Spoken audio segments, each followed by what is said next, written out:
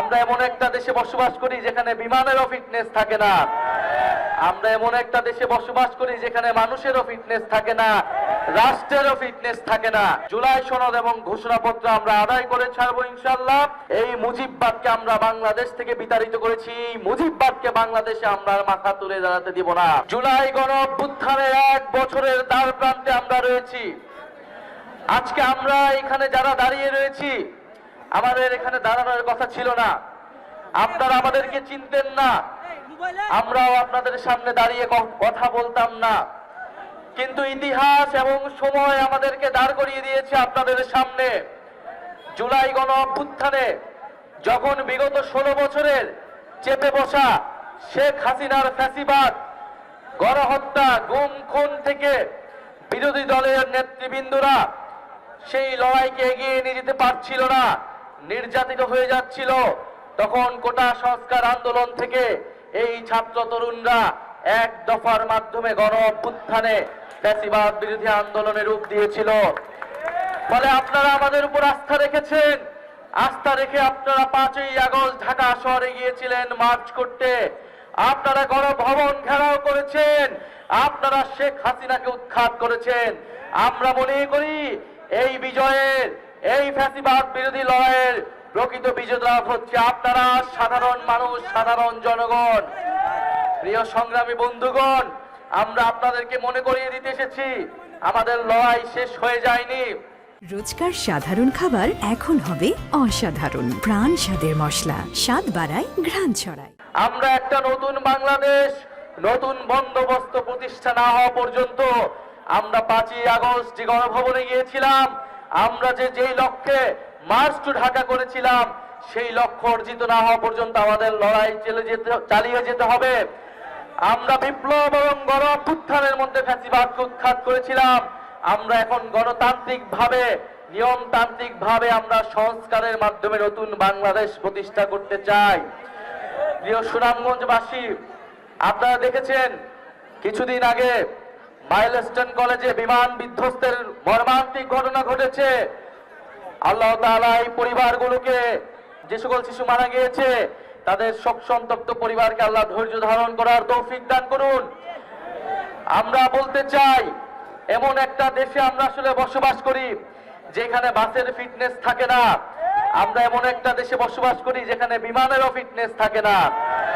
আমরা এমন একটা দেশে বসবাস করি যেখানে মানুষেরও ফিটনেস থাকে না, রাষ্ট্রেরও ফিটনেস থাকে না।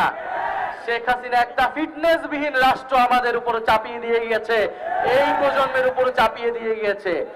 আমরা বলেছি এই প্রজন্ম, আমরা ভবিষ্যৎ প্রজন্মের জন্য একটা ফিটনেস বিহীন রাষ্ট্র দিয়ে যেতে পারি না। এটা আমাদের দায়িত্ব। আপনাদের সন্তানরা যারা জীবন দিয়েছে, যারা আজকে এখানে একজন শহীদ পরিবারের বাবা রয়েছেন, শহীদ সোহাগের বাবা রয়েছেন, যারা রাস্তায় জীবন দিয়েছিলেন, তাদের জন্য হলেও, তাদের আকাঙ্ক্ষা পূরণের জন্য হলো, ভবিষ্যৎ প্রজন্মের জন্য হলো, এই রাষ্ট্রের ফিটনেস আমাদেরকে তৈরি করতে হবে, এই রাষ্ট্রের মেরামত আমাদেরকে তৈরি করতে হবে। সেই রাষ্ট্র মেরামতের রাজনীতির জন্য এই জাতীয় নাগরিক পার্টি প্রতিষ্ঠিত হয়েছে। সেই রাষ্ট্র সংস্কার, সেই নতুন বন্দোবস্তের জন্যই আমরা আপনাদের কাছে যাচ্ছি। এই সুনামগঞ্জে আপনাদের 3 জন শহীদ রয়েছেন। সুনামগঞ্জের মানুষ, আমাদের এখানের আপনাদের সন্তান অনেক রায় বলে গেলেন, সুনামগঞ্জের যে কোনো উন্নয়ন করতে হলে এইখানকার হাওরকে মাথায় রেখে উন্নয়ন করতে হবে, পরিবেশকে মাথায় রেখে উন্নয়ন করতে হবে। আমাদের হাওরগুলো আমাদের জাতীয় সম্পদ, এই হাওর, পানি এবং নদীগুলোকে রক্ষা করতে হবে। জাতীয় নাগরিক পার্টি নদী এবং নাগরিকের রাজনীতি করে, কৃষকের রাজনীতি করে, শ্রমিক এবং সাধারণ মানুষের রাজনীতি করে।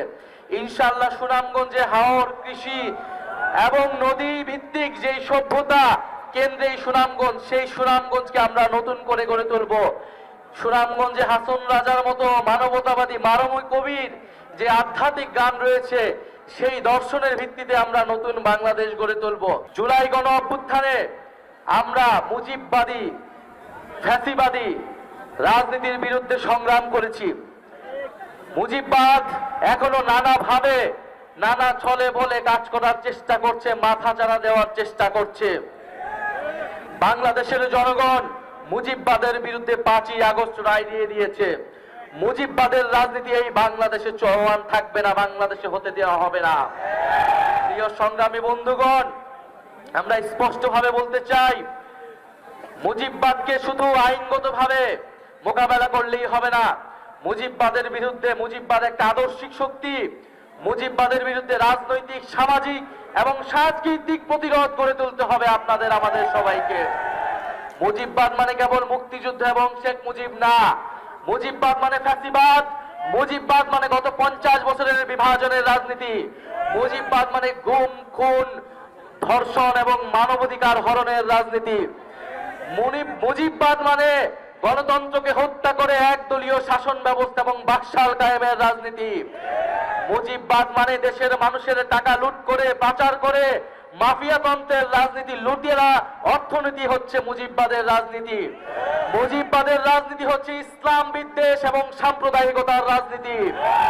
মুজিববাদ মানে হচ্ছে সংখ্যালঘু সম্প্রদায়ের জমি সম্পদ দখলের রাজনীতি। মুজিববাদ মানে বাংলাদেশের সার্বভৌমত্ব জাতীয় স্বার্থের সাথে আপোষ করে দেশকে ভারতের কাছে বর্গা দেওয়ার রাজনীতি। আমরা এই মুজিববাদের রাজনীতির বিরুদ্ধে দাঁড়াচ্ছি। এই মুজিববাদকে আমরা বাংলাদেশ থেকে বিতাড়িত করেছি, এই মুজিববাদকে বাংলাদেশে আমরা মাথা তুলে দাঁড়াতে দিব না। প্রিয় সংগ্রামী বন্ধুগণ, এই মুজিববাদের হাত থেকে আমরা আমাদের স্বাধীনতা সংগ্রামের ঐতিহ্যকে রক্ষা এবং পুনরুদ্ধার করতে হবে। এই মুজিববাদ বাংলাদেশের মুক্তিযুদ্ধকে কলুষিত করেছে, বাংলাদেশের জনমানুষের অধিকার হরণ করেছে। আমরা বাংলাদেশকে নতুন করে আর বিভাজিত হতে দিব না। বাংলাদেশে যে ঐক্য তৈরি হয়েছে, আমরা মনে করি সংস্কারের মাধ্যমে এই জাতীয় ঐক্যকে রক্ষা করতে হবে। রাজনৈতিক দলগুলোকে আমরা আহ্বান জানাই, আপনারা দেশের স্বার্থে গণ অভ্যুত্থানের আকাঙ্ক্ষার প্রতি শ্রদ্ধাশীল হয়ে সংস্কারের প্রতি সমর্থন এবং জুলাই সনদ অবিলম্বে ঘোষণা করুন। জাতীয় নাগরিক পার্টি সংস্কারের পক্ষে রয়েছে।